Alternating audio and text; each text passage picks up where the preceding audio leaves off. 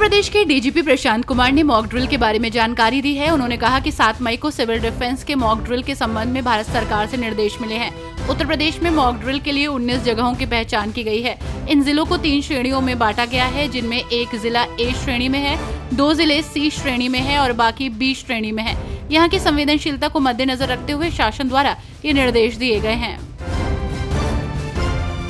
Lieutenant विजय नरवाल की पत्नी की ट्रोलिंग पर अखिलेश यादव भड़के हुए हैं। समाजवादी पार्टी के राष्ट्रीय अध्यक्ष अखिलेश यादव ने महिलाओं को लेकर भाजपा पर निशाना साधा।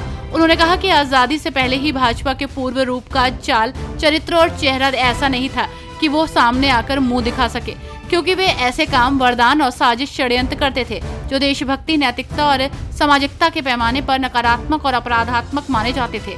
इसलिए इनकी गतिविधियां हमेशा भूमिगत रहकर मुखबिरी के रूप में ही दबे छिपे चलती रहीं।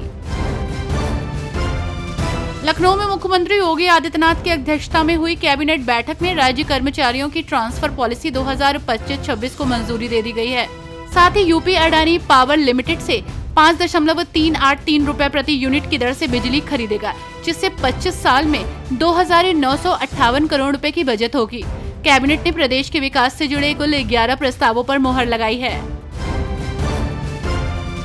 उत्तर प्रदेश सरकार ने आज कैबिनेट की बैठक में ऊर्जा के क्षेत्र में आत्मनिर्भरता की दिशा में बड़ा कदम उठाते हुए राज्य में 1600 मेगावाट की नई तापीय बिजली परियोजना को मंजूरी दी। इस परियोजना के जरिए प्रदेश को 1500 मेगावाट बिजली मिलने जा रही है। खास बात यह है कि इस बिजली की दर न केवल अन्य निजी और सार्वजनिक परियोजनाओं से सस्ती है, बल्कि महाराष्ट्र जैसे बड़े राज्यों की तुलना में भी कम है। केंद्रीय मंत्री एसपी सिंह बघेल ने मीडिया से बात करते हुए कांग्रेस के प्रदेश अध्यक्ष अजय राय के राफेल पर नींबू मिर्ची को लेकर दिए गए बयान के सवाल पर कहा कि अजय राय विवादित बयानबाजी के लिए चर्चित हैं। चर्चा में रहने के लिए ऐसे बयान देते रहते हैं। देश में गृह प्रवेश हो या फिर कोई शुभ कार्य, उसमें नींबू मिर्ची लगाई जाती है जिससे नजर न लगे। ये हमारी संस्कृति है और जो आतंकियों ने किया है उसका जवाब दिया जाएगा। उनका बयान राजनीतिक है।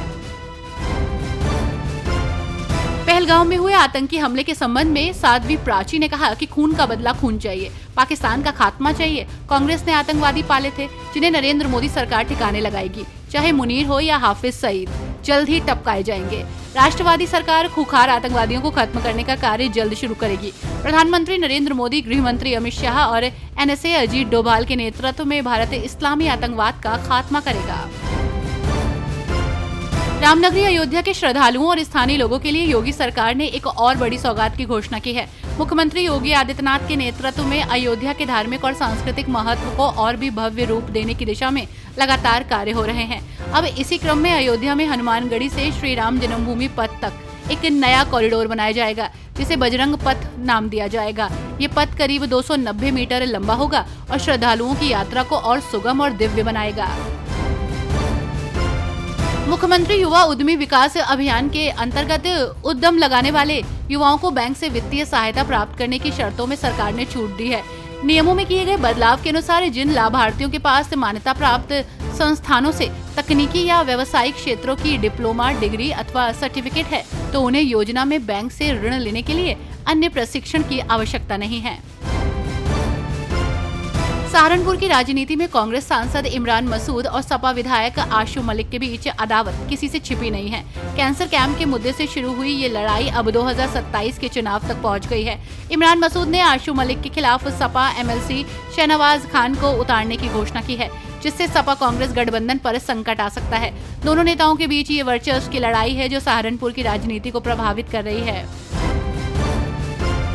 उत्तर प्रदेश के बलिया जिले से हैरान करने वाली घटना सामने आई है। यहाँ DM कार्यालय पर बड़ी संख्या में छात्रों की ओर से प्रदर्शन किया गया है।